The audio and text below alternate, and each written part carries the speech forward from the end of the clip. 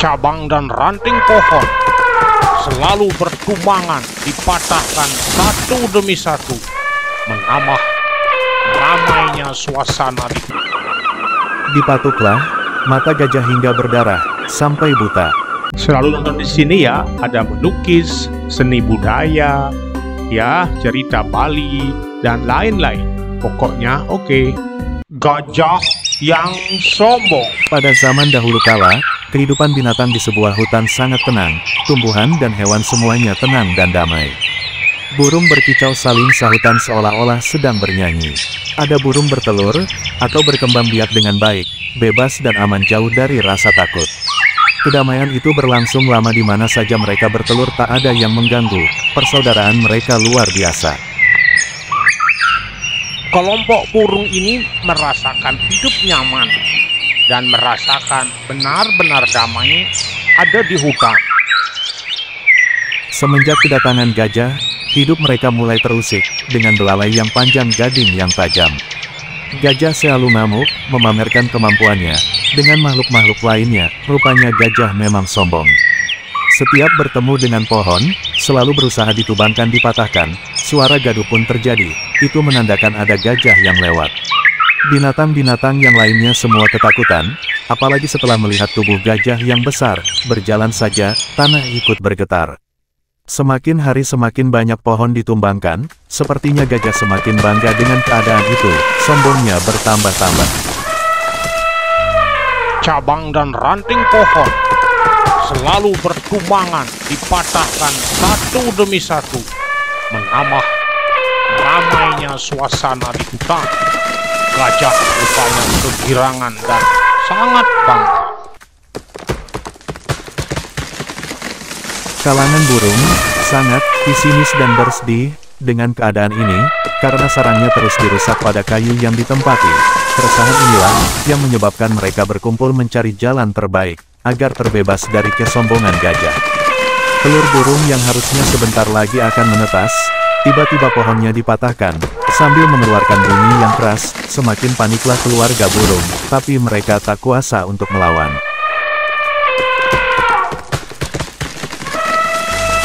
Sepertinya hutan ini adalah hanya milik gajah, sehingga sewenang-wenang ia menumbangkan semua kayu yang dijumpainya.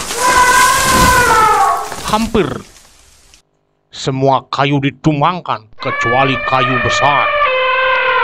Kayu-kayu kecil tempat burung bersarang, satu pun tidak ada yang masih berdiri tegak.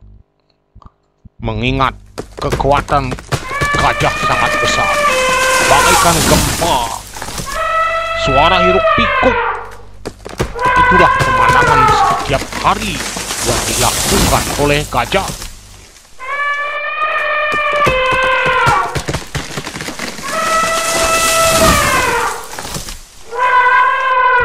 Sepertinya gajah semakin mempertontonkan kesombongannya.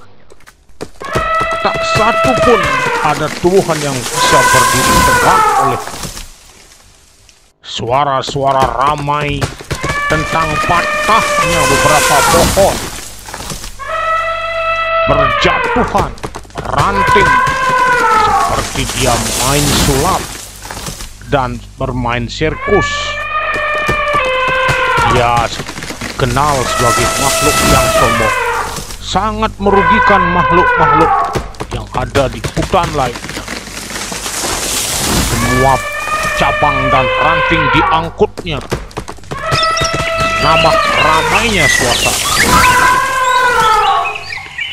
Di suatu hari, burung Garuda mengundang teman-temannya bangsa burung, mengadakan pertemuan di sebuah pohon yang besar agar aman. Di sanalah para burung menuturkan tentang pengalaman hidupnya masing-masing. Dia bercerita tentang telurnya yang baru saja menetas sudah diobrak-abrik oleh si gajah sombong. Demikian pula burung-burung yang lain menceritakan tentang anak-anaknya baru saja lahir. Semuanya sudah mati dan terinjak-injak oleh gajah. Ia pun mengungkapkan kesedihannya masing-masing. Dipimpin oleh burung belibis membahas nasib teman-temannya bangsa burung yang semakin hari makin menyedihkan. Burung belibis berkata, "Hai teman-temanku, tolong keluarkan idemu, bagaimana kita bisa mengalahkan gajah. Kalau secara fisik kita tidak mungkin rasanya, tubuh kita terlalu kecil untuk menghadapinya." Burung lainnya, belum ada yang menjawab. Karena hal ini sudah mendesak, maka Gagak langsung menjawab, "Baiklah teman-teman, bila kita biarkan terus begini, pasti bangsa burung bisa punah. Apalagi perburuan, semakin banyak oleh manusia banyak teman-teman kita, yang sudah ditangkap. Kalau demikian saya mempunyai ide, sepertinya gajah, banyak memiliki kutu. Nanti saya akan cari kutunya, pasti dia senang. Bila ia tertidur keenakan, disitulah saya akan patuk matanya biar buta. Biar tahu rasa." "Setuju, setuju," demikian sahut burung yang lainnya. Semua burung merasa senang hatinya. Setelah menemukan jalan keluar, begitu kata burung Gagak. Berangkatlah burung Gagak beraksi, sedangkan belibis memancing agar gajah mau mendekat.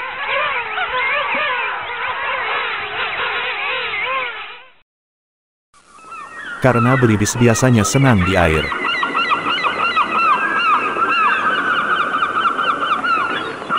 Burung Gagak seolah-olah berpura-pura baik kepada gajah.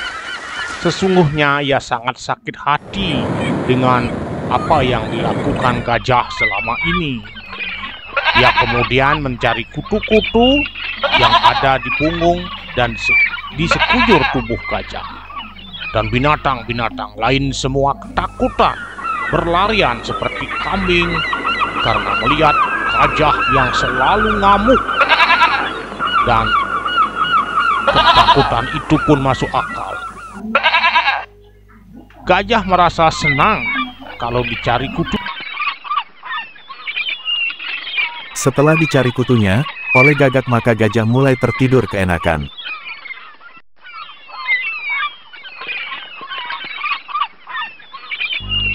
Gagak berusaha mencari waktu yang tepat. Kapan untuk bisa mematuk mata gajah yang kejam itu. Gajah yang sombong, begitu dalam hati si burung Gagak.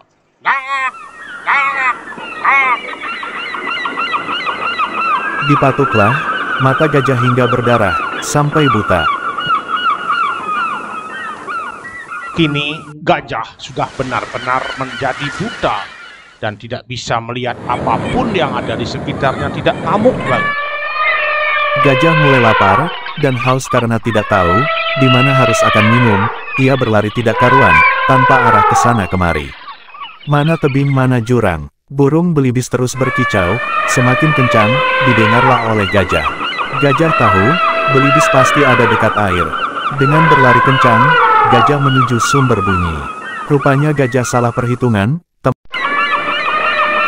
Tempat yang dilalui adalah sebuah jurang yang dalam. Bila jatuh di sana, makhluk apapun pasti mati karena tempatnya tinggi dan dalam. Blang-bleng, blong, begitu terdengar suara gemuruh. Gajah jatuh di jurang yang dalam, tenggelam lalu terseret air. Akhirnya karena kemasukan banyak air matilah gajah sombong itu. Kini bangkai gajah sudah terombang-ambing di air, lagi muncul dan lagi tenggelam. Para burung berkumpul bersukaria, karena mereka hidup aman kembali seperti semula. Demikianlah, kalau kita menjadi makhluk sombong, pasti akan mendapat karma sesuai perbuatan.